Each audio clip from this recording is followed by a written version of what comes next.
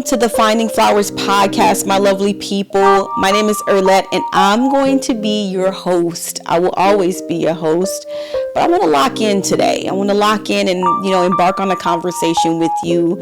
And if you are new here, I want to welcome you. Welcome to the Finding Flowers podcast. If you are not familiar with this podcast, I just want to share a little intro that we heal over here. You feel me? We acquire tools that we've learned. We share our stories and we share testimonies because, again, we never know what God is doing through us, right? And I truly believe that because sometimes we can go through life not even being able to put language to some of the things that we grow through, whether that's trauma, relationships, whatever it is. But we want to make sure that the things that we go through, we're actually growing through and that we can put language to it and then also build the courage to keep growing through the things that we experience in our life. Now, is life always going to be suffering and pain? No, it's not. Sometimes it's going to be sunshine and lollipops, right? Sometimes it's going to be days where it feel like we're kind of numb, or some days it's going to feel like we're just going through the routines of life. But hey, we're here to continue this journey through healing. I know that some of us, we haven't really been through certain things. And for the small percentage of you who has not, thank you. Thank you to the people who actually create space for us to also unpack those things. And this is what we do here at the Finding Flowers podcast. We unpack, we create a safe space and environment for people to share their stories and testimonies, because at the end of the day, that's what it's about. I started this podcast not being able to put language to some of the experiences that I've been through in my life.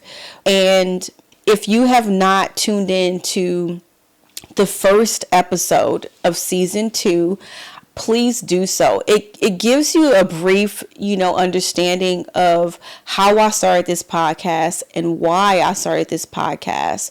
I know that people go through stuff. We all go through it. We are not exempt from trauma. We are not exempt from any suffering, anything that causes pain or sadness or setbacks, right?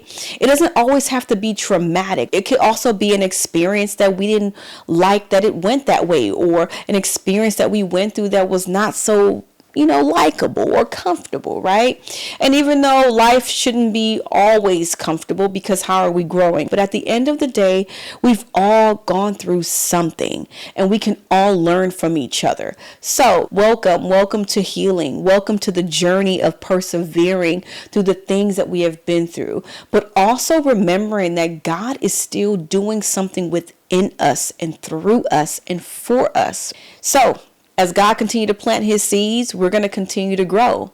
And the way that we do that is sharing our stories and sharing our testimonies, because I truly believe as a community, as we continue to gather here, we will grow.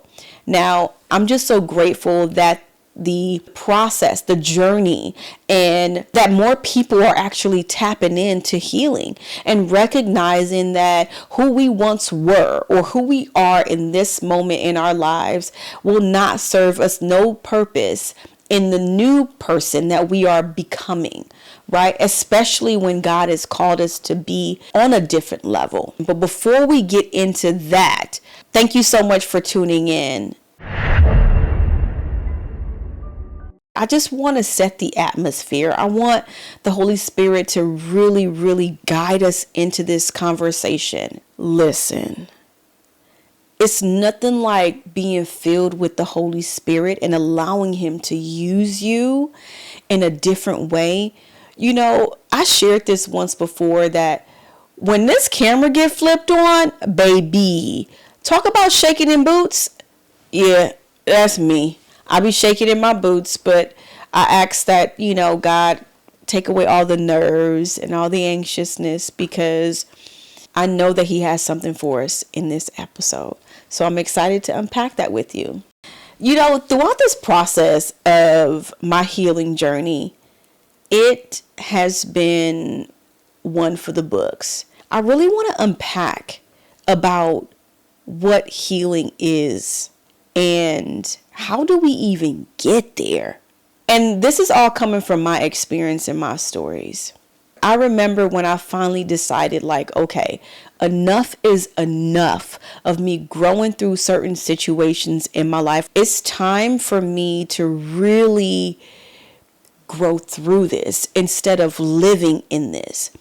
Because I used to live in my emotions. I used to live in the trauma. I used to really soak in my emotions. Any single time that I used to go through something, I used to stay there a little bit longer than I should. And I know that that's many of us. When we grow through certain things in our lives, the craziest thing is that sometimes we could just sit in the trauma. We could sit in the experience and sit in the mess and not even realize how long we've been there. Right? We continue to repeat the same thing over and over and over in our minds, regardless if that's negative talk in our minds or the negative situation that has happened or transpired in our lives. And we sit there longer than we should. And that was me. I used to sit in so many situations longer than I should. I used to replay. And not only replay what happened, but I also used to think about certain things that had nothing to do with it. But what could I have done? Did I show up right? Oh my gosh, this person said this to me. Why did he say that to me? Why did she say that to me? Why did they do this to me? Why this? Why that? Why that? Instead of looking at the bigger picture, I used to sit in my trauma like I was sitting up here dipsy diving, okay? And never wanting to come out. I remember, and this is full transparency, I remember the things that I used to go through. Yes, they were traumatic. I used to really go through a lot of things, not just because of the people that was around me, but it was a lot of mental adversity. I used to be in my head so much, and I used to overthink a lot and all the time. And again, I know that that's just not me. Many of us overthink a lot. And I truly believe that people who overthink, it's because they really care. It's because we really care about the people that's around us. We care about ourselves, but we also have this heart that is so selfless. Right? So we always want to make sure that we show up in the best version of ourselves. And sometimes what we went through is not because we chose to do it or from a bad situation or a bad decision that we've made. It's not from those things. It's the people that's around us sometimes, right? It's certain situations that we grow through in our life that has nothing to do with us, but it does have to do with the people that surrounds us, right? But for me, when I used to grow through certain things in my life, oh my God, I used to stay there for weeks and weeks and weeks and weeks till those days became dark for me. I would really drive my own self into a really dark, depressed season in my life. And it was like I couldn't get out of it. My brain wouldn't stop going, I wouldn't stop thinking about the situation. I remember going through a season of loss, a season of inadequacy, seasons of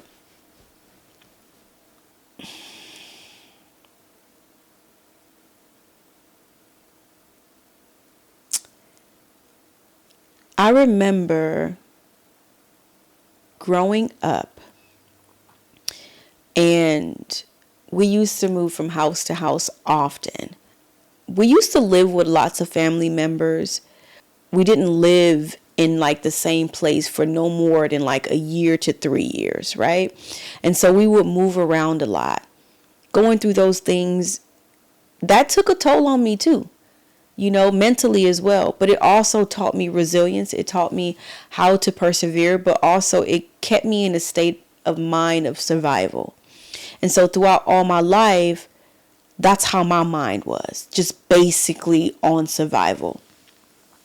I remember growing up, the closet used to be like my safe space. Even into my adulthood, like when I would go through certain things, the closet would be the first place that I would go into, and I would stay there for hours and hours and hours and just bawl my eyes out, just thinking about the situation that I was in and never really thinking about the solution. I think that that's a lot of us too, right? Where we go through certain things, we're so fixated about what happened to us, the situation that's at hand, and we never create space and mental clarity for us to think about, like, okay, well, how are we going to move forward next? What's going to happen after this situation? We tend to stay fixated on the issue at hand instead of figuring out the solution. And in these times for me, when my walk with God was 1 foot in and 1 foot out, I guess you can call it lukewarm, right? I never really used to lean on God the way that I lean on God now. Back then, it was just basically me leaning on God because I was going through a situation. Now, mind you, my relationship with Christ has been since I've been 9 years old. Sometimes we just get ahead of ourselves. We lean on our understanding rather than leaning on the God who actually understands. You know what I mean? And that used to be me. I used to lean on my own understanding. I used to try to figure out certain situations. And I think that comes from me always being in survival mode my entire life, right? And growing through certain things where I used to feel like I was alone. So me being in the closet, that was my safe space. That was the place where I felt like I could be myself. Coming into the presence of God, that was my way of saying, you know what, God? Listen, I don't know what's going on. I don't know how to take care of this. I don't know what to do. Like, this is it for me. But still, I would still dibble and dabble here and there, peeking in and seeing if God needs my help when he really doesn't need our help. You know what I mean? Like, he knows everything. And if we just rest with God and in his word, like, trust me, you would see so much evolve, so much beauty from the ashes that we see. But being in that closet, pouring my heart out to God and just crying and, of course, constantly thinking about the situation, that was my peace. That was the space where I let all my bags down. And I've been able to learn the patterns of the enemy. In retrospect, I've been able to reflect on the patterns of my experiences in my life and notice exactly when the enemy decides to strike in my life. Now, was most of it the enemy? No. Sometimes it was God really pulling on me to take me to another level in my life. When I realized that the enemy comes only to steal, kill, and destroy, it is absolutely true. So when we're growing through certain experiences in our life and God is taking us to another level, pay attention to how certain things start to happen in your life, where you either lose your job, people start disappearing, right? And I don't mean that they start passing away or anything like that. You will start seeing the relationships with the people that you have start deteriorating. You will start seeing certain things that served you once before no longer serves you. The appetites that you have for certain things, you are disgusted by it. You don't have the appetite for it anymore. Just pay attention to those things. So for me looking back in retrospect and seeing that the enemy came in on certain situations to distract me because he knew that it was time for a breakthrough in my life and God was taking me to another elevated level with him or in my situation, that's when I really knew that, oh, okay, I see your characteristics. Now I'm spiritually mature where anytime when I sense that the enemy has some sort of tactic or he's trying to plan something going on, oh, baby, you trying to play me? Oh, okay. That's the attitude that I start having. We're not doing that here. I go into full-blown worship. I bring in the presence of God in my life when I feel the enemy trying to create a stronghold over my life and also on the plans that God has for me. Listen, enemy, do not tempt me. I get a whole different mentality anytime when I figure out that the enemy is trying to come into my home, come into my life, and come into the situation and trying to rob from me. Listen, we're not doing that here. So I learned his characteristics, because here's the thing. The enemy learns your patterns too. So for me, it's like, you're not about to sit up here and try to put your eyes on me and me not learn you. And that's the mentality that I have now, where I can go into the spiritual realm and rebuke the enemy, right, from any plan or tactic that he tries to have against my life and my family's life and my home. I know for a fact that God is the ultimate God who has provision over my family and also over my life. God's word states that he has plans for us, plans to prosper us and not to harm us, plans to give us a hope and a future. So why should I sit here and fear the enemy trying to attack me, knowing that there is a breakthrough coming right now in my life? Why would I sit up here and fold? You feel me? When I figured out the tactics of the enemy and the patterns of when he does come into my life, when breakthrough is about to happen, that's when we go to war. That's when Ephesians 6 come into play. That's when Isaiah 41:10 comes into play. Because at the end of the day, God has already secured our future. He has already gone before us. So why are we fearing, right? When I started to get heavily and deeply into my word and understand what God told me in his word, what God has spoken in his word, God will never sit up here and forsake us. His word never falls flat. So me learning and coming into close proximity with God now, and me learning his characteristics, that took me to another level, okay? Because listen, that's the difference between being lukewarm and being fully submitted to God, right? When being lukewarm, you're really not dependent on God. You're only dependent on God for the things that you want him to do in your life. But when you are fully submitted to God, you are committed to the things that God wants for your life. That's the big difference. We want the will that he has for our life, not the will that we want for our life. When we become living sacrifices of God, we give him full access to us as a whole, as a body. We give him full access to us for him to be able to utilize us. And oh my gosh, I just had this thought. Imagine if everyone just believed in God and knew that God had plans for us, and his plans for us is greater than we could ever think or imagine, greater than the plans that we could think for ourselves. Imagine if this entire world believed that God could do all things. We would be able to acquire authority and dominion over the earth. You see what I'm saying? Even though he grants that to us already, but imagine how so much evil will be under our feet. Oh my God, that's crazy.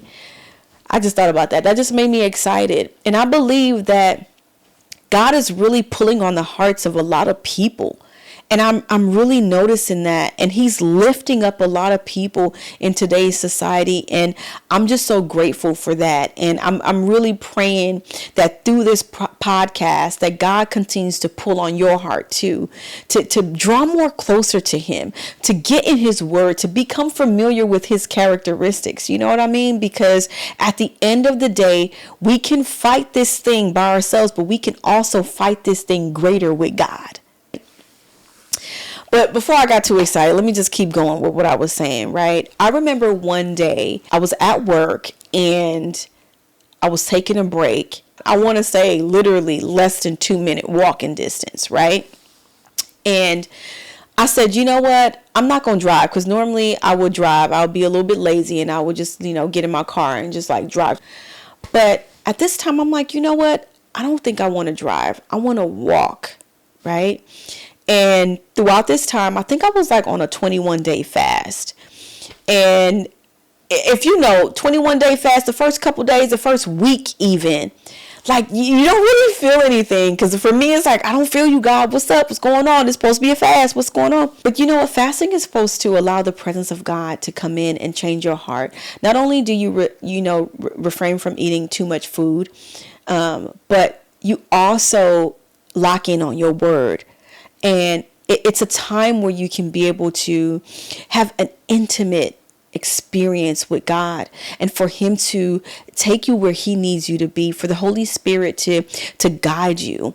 And throughout this time, it was so interesting to me, because I told God, I said, you know what? I don't know what you're doing. I don't know what's happening to me, and most of the time we always want to have control over what God's will is for us in our life. We want to know what the plans are. We want to, Lord, give me the whole shebang. Like, give me the 1s and 2s, 3s and 4s. Like, hook me up, right? Give me some sort of insight or something.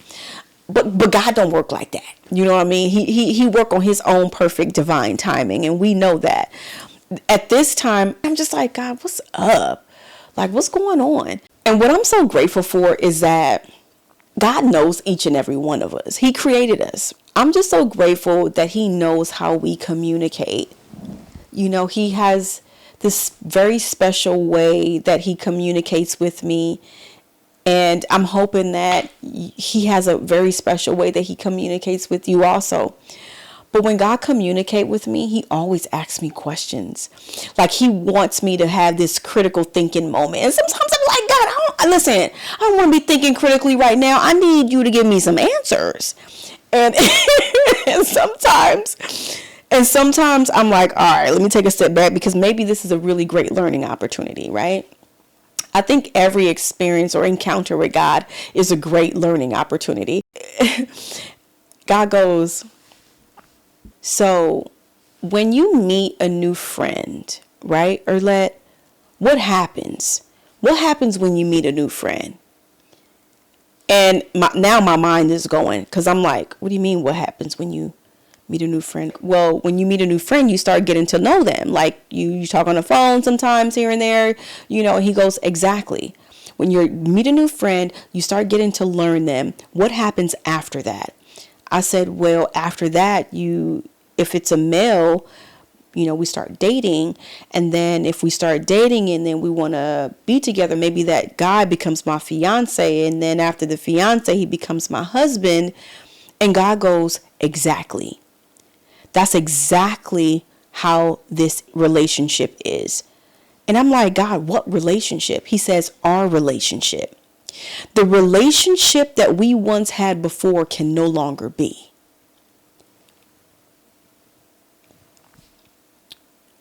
It took God for him to reference a friendship and the pattern and the flow of how it is to get to marriage.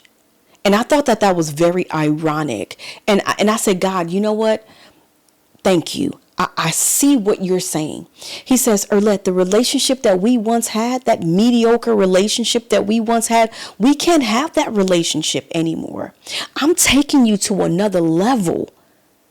And in order for me to get you to another level, the relationship that we have, the mediocre prayer that you have right now, can no longer be. I need you to elevate with me on another level. Woo, baby, when I tell you, okay, that hit me like a ton of bricks up my head, Jesus, first I was thankful and I was very honored for him to even have the courtesy to communicate with me, for him to give that to me. Because here's the thing, the plans that God has for us does not match the plans that we want for ourselves, right? It goes back to that. And I would rather have God's plan than my own plan, because if he has already gone before me, then baby, there's no other way but to do it than his way. So I would rather have the plans that God has for me instead of my own, and allow him to do that thing that he do, because he do it best. You feel me? When I realized that God was actually taking me to another level, and I couldn't even put language to it, even though he did not tell me what that level was. And that's most of us. Sometimes, sometimes we want to know the full scope of what God has planned for us. We want details. We want it from all the way from 1 to 100, or whatever the number goes up to. We want A to Z. We want full detail. Elaborate, God. Let me know what's going on. Like, that's most of us. But I truly believe that if God was to unpack and give us a full scope and vision of the plans that he has for us, we would forfeit the mission. Come on. We would forfeit the mission that God has planned for our life, because we would want to do every single thing that has nothing to do with the suffering, that has nothing to do with the trauma, that has nothing to do with the stretching, the pruning, the transformation. We would omit every single trial and tribulation from that mission that God has set forth for our life. Given the state that we are in spiritually, mentally, emotionally, we will forfeit it, because we will only be thinking to the capacity of where we stand in this moment. And we wouldn't want to do it, because it would be like, God, how could you think that I am that qualified for me to get to that level? We will start asking ourselves questions. We will start to do every single thing to opt out of the very thing and the very plan that God has for us, the very blessing that he has for us. And sometimes certain experience in our life may seem hard. Sometimes it may not even look like a blessing. But it's not until we arrive, right, that it's in retrospect that we see it was for our good. Every single thing that God does in our life is good, because only God is good. And when we're going through those things and we're experiencing life, we don't never want to go through the hard things. But I truly believe that it's those hard things, it's those uncomfortable things, it's those uncertain things, it's those feelings of inadequacy that transforms us into the image of God. It allows us to really, really get to another level with him. And going back to this healing process for me, and me growing into this new version of myself, that's not easy. Us going on this journey through healing is not something that's easy. So I don't want you to ever think that we're doing this because it's an easier route. No, it is not an easier route, especially when you have to dig up old trauma that you thought that you buried a long time ago. It's coming into close proximity, partnering with God, and also unpacking the very thing that we don't want to talk about. We don't want to bring it to life anymore. It's talking about those uncomfortable things, having those uncomfortable conversations with yourself first.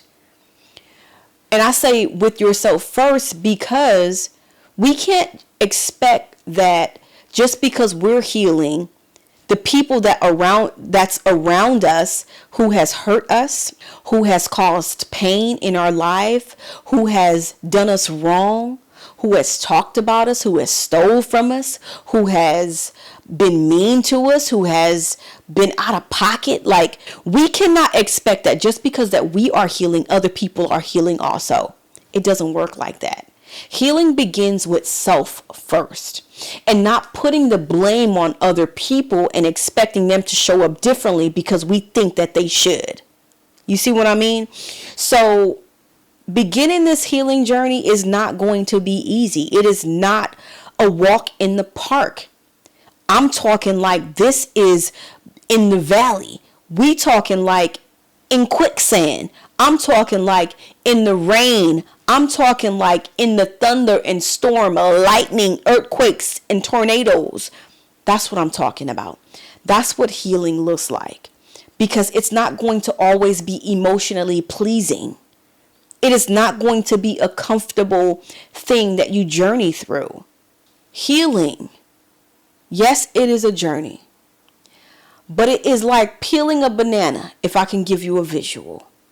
It is uncovering the very thing that is the root cause and core of why and how we show up, the way we speak to ourselves, to others, the things that we do to ourselves and others. Healing is the core foundation of how we could be anchored with God. Because with healing comes love. With healing comes forgiveness.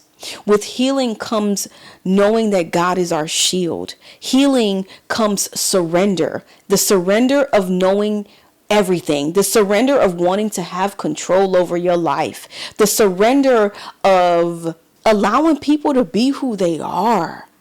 And not just judging them and being so self-righteous when you become this healed version of yourself. Because again, healing is practice. We talked about that. And with practice, it's going to be times where those things that used to really trigger you, it's going to come up. So what is our response? It's allowing ourselves to respond in a very different way than we used to before. And knowing that whatever that is, or whoever that is, no longer gets the response that we used to give. Healing is the journey. And it's something that we have to constantly be on. It's a choice that we make every single day. Because any time, any moment, anything or any person could have you snap and take you out of character. But when you are on the healing journey, it's that pause before the response. It's that, let me get back to you on that. You see what I'm saying? It's that, I see your point. It's that, explain that for me, or unpack that for me. Because we want clarity. We don't want to respond from the source of our emotion. We don't want to respond from the core of our trauma. We don't want to respond because, hey, listen, that's most of us. Most of us respond from our point of reference, right? And that point of reference could be trauma. That point of reference could be toxicity. That point of reference could be love. You see what I mean? And so anytime when we respond, it is almost like giving the very thing or person access to us. But when the person receives access to us, that doesn't mean that the response needs to be mimicked. We don't have to respond and match people's energy. Leave that for the birds. We don't need to do that. Because on our healing journey, it's about honestly giving a response from our healed version. And that looks like not entertaining people who don't serve us no purpose. That's like not giving access to people who are not meant to elevate us in a positive way. That's creating some boundaries for people and things who deplete us. So when we're on this journey through healing, it's also about being armored up. Because you don't ever want to be in a situation and somebody taking you from the work that you invested in yourself. That is the worst. So it is a constant reminder every single day throughout the day that you are healing. I don't think that we ever fully become healed. It reminds me of like a scar, like when you get cut really deep physically, like on your skin, and that thing start healing, but that scar remains. And the scar doesn't remain because it's going to bleed again, unless if we cut it, of course. That scar remains because it shows proof of your healing journey. It shows proof of how you're still healing from that. It shows proof of how far we've come. So during this process of healing, don't take nothing personal. If I can share anything, it will be that. To not take things personal, but be intentional with who you give access to.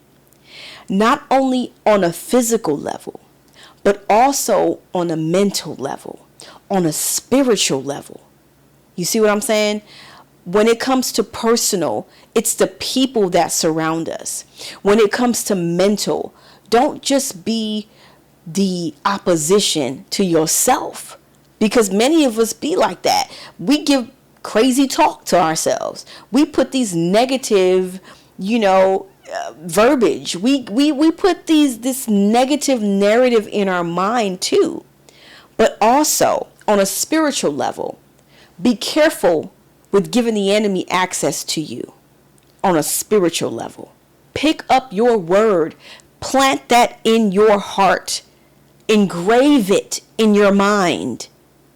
Because at the end of the day, it's an everyday journey when we growing through this healing process. And again, we never know who's watching. We could probably be the sacrificial lamb. We could probably be the very person that someone else needs to see that they're healing. Maybe it's not going to just start with your family. Maybe it's not going to be with your friends. Maybe it's going to have to start with you first. And I think that that's what's mostly important, is to focus in on you, lock in on you, because it is not no one else's responsibility but yours to heal. We cannot expect nobody else on the outside to begin healing, and we have not done the internal work for ourselves. We want everybody else to change, but we don't want to change. That's not how healing works. Healing works with you first. Taking this very first step into being intentional about how you treat yourself. Because healing is also a mental hygiene that we must really lock into. Because when we're healing, we're not healing the things that are externally. We are healing the things that is actually a memory. Let's be for real. And those things don't even exist anymore. It's just that we allow them to, because we allow it to hold residency in our mind. Just know that healing begins with you first. It's the internal work that is absolutely necessary in order for you to move the trajectory of where you're going. Healing is absolutely necessary because what it does, it gives us tools from the experiences that we've been through in our lives, from the trauma, from the trials, from all the hurt and the pain that we've experienced in our life. Healing gives us the tools that were unseen at the time. Healing grants us access to get to another level of ourselves, not only personally, emotionally, mentally, but also spiritually. Because when we heal, that's when we begin to align with God. This healing and alignment, because here's the thing, God is the ultimate healer. But this process, this journey through healing healing our hearts, healing our mind, not thinking the same way, not moving the same way, not speaking the same way. That's alignment. That's agreement. If we are agreeing to grow through a process of healing, we are also opting in to allow God to do the work within us so he can reveal to us the things that no longer serve us. So I want to encourage you to take that leap of faith. Do something kind for yourself and continue the journey. It's going to be hard. It is so much more worth it to heal than to stay stuck in the memory of your trauma. To stay stuck in something that does not serve you. To stay stuck into something that is holding residency in your mind and living rent free. Because you're not getting paid from it. So why not just release it? Release the things and the experiences in your life that no longer serve you. It's going to be hard. And that's why you need a community of people to help you navigate through that process. Yes, we can heal on our own, but also it is to partner with God, to allow him to take us to a different level and reveal the very thing in our lives that no longer serve us. So I want to encourage you. I want to challenge you this week. I want you to be intentional with your healing and grow through every single nookie and cranny. Okay? The journey may not be easy. But baby, when I tell you it is so worth it. So I want to leave you with this. What are you doing to ensure that you are nurturing your process through healing? What steps are you willing to take to ensure that your mental hygiene is equipped and ready to take the next step with God? It is not about being afraid to confront the things in your life that you don't want to unpack anymore. Because it is those things that we went through in our life that continue to hover over us to make us feel inadequate, to make us feel that we're not good enough, to shame us, because that's where the enemy comes in. He wants to kill, steal, and destroy. And when he does that, he wants to kill that fire. He wants to steal your joy. And he also wants to destroy who God knows that you are. And if you believe the things that you've been through is you, and if you believe the false narrative that the devil is implementing in your mind, baby, I want to tell you something. Lock in. Lock in on your healing journey. And watch how God give you a renewed mind. Okay? So my lovely people, I want to close this out. And I want you to be encouraged. Don't give up on your healing journey. Stay locked in with it. Because at the end of the day, throughout this process, the fruit of the Spirit is love. And I want you to be intentional with loving on yourself this week. That's the most important thing. And choosing to grow through your healing journey is a posture of love and also alignment. So I want to thank you so much for tuning in with me, sharing space and time with me today. If this message resonated with you, I ask that you please share it with somebody else who it may help. I want to thank you so much for gathering with me. And if you've reached the ending of this episode today, and if you're new, I hope that you can gather with us again. Hit that subscribe button, and also don't forget to tap the notification bell so that way you can know when we have more gatherings just like this one. All right? But until next time, be good to yourself. Be kind to yourself. But don't forget to be kind to others. God bless you. Take care. Peace.